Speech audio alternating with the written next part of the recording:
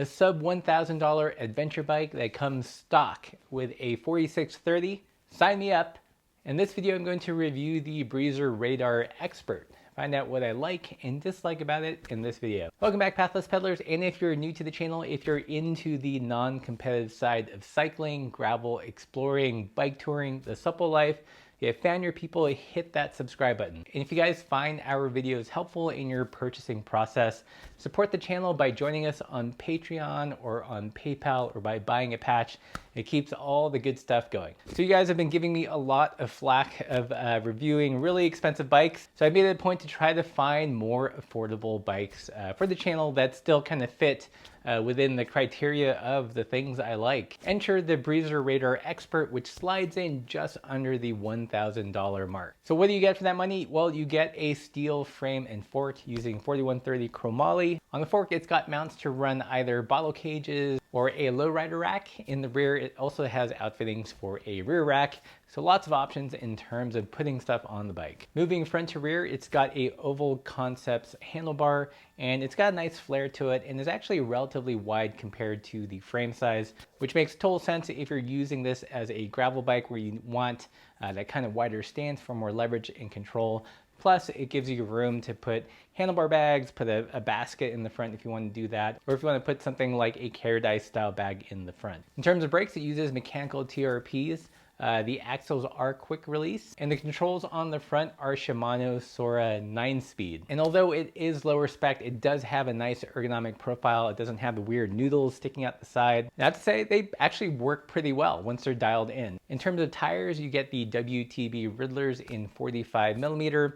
But the bike does have clearance for up to 2.2 inches. So depending on the terrain you're riding on, there is some flexibility for a much wider and more supple tire. Moving on to the drivetrain, it is a 9-speed cassette in the back with a large cog of 36 teeth. And the rear derailleur is Deore. That is one thing I love about 9-speed. The road components still speak to the mountain bike components, as opposed to now where you need all sorts of weird pulleys or have to go electronic to make that happen. And lastly, what I think is the star of the show here is actually the crankset. Instead of speccing the bike with your typical compact road double, which is great for a lightweight road bike, probably not so good for a gravel adventure bike. That is a little bit on the heavier side. So it comes stock with a 4630. As you guys know, my preference for gearing in the front, I think it's chain rings that work for most people, and combine that with the rear cassette, and you've got a pretty wide range for lots of applications, both for touring, commuting, riding in steep terrain, or riding with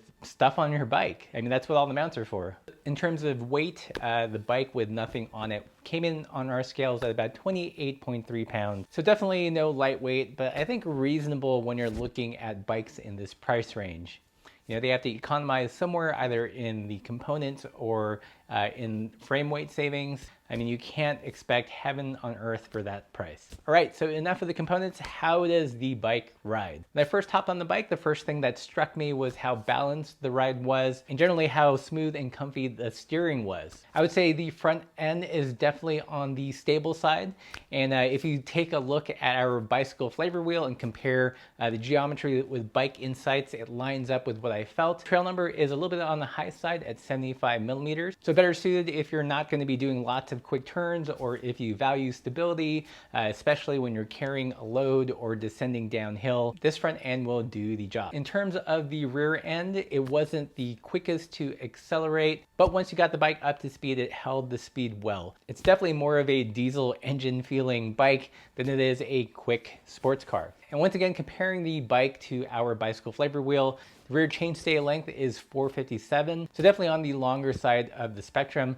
But again, that gives you lots of clearance for a rear rack and pannier, so you're not getting that heel strike. It also offers lots of stability with a load when you're going on tricky descents. So combining that longer rear end with the slacker front end, it makes a nicely balanced bike for its intended purpose. Is it a bike you're going to take on cross races?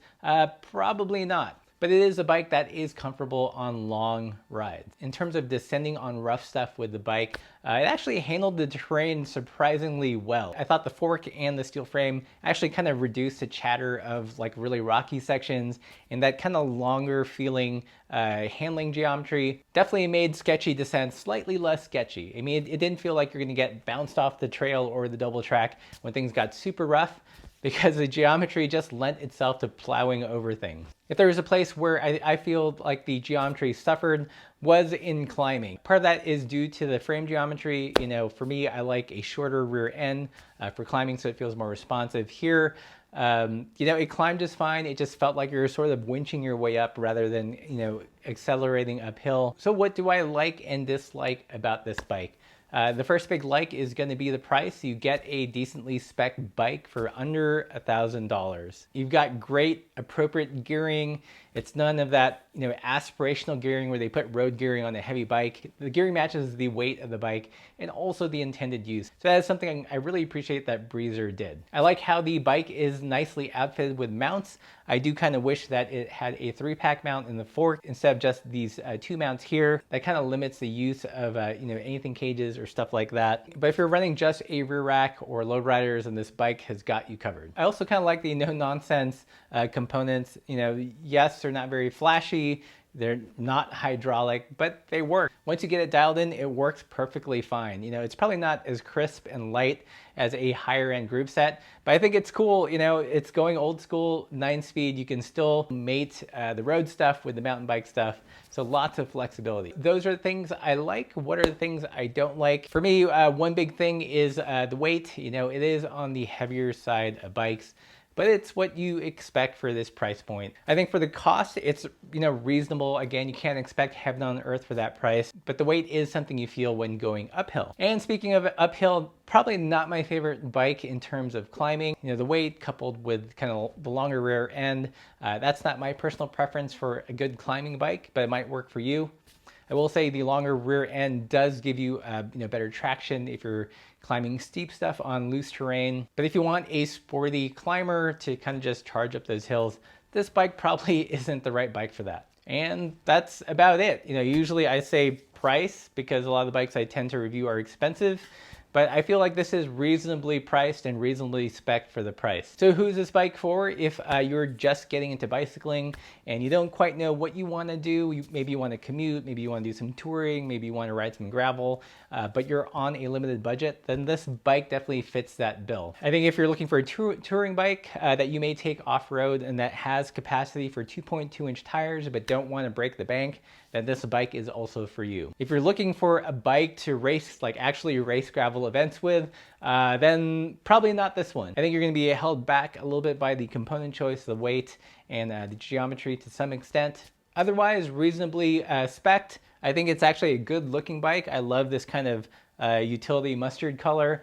And I'm a big fan of the crankset they chose, 4630. It should be on every single adventure bike, in my personal opinion. So that's what I think. Let me know what you guys think about this bike in the comments below. If you've got any other questions, leave those in the comments. I'll be sure to answer them. And if you like this content, support the channel via PayPal, Patreon, buying a patch, all that good stuff. And as always, keep the supple side down.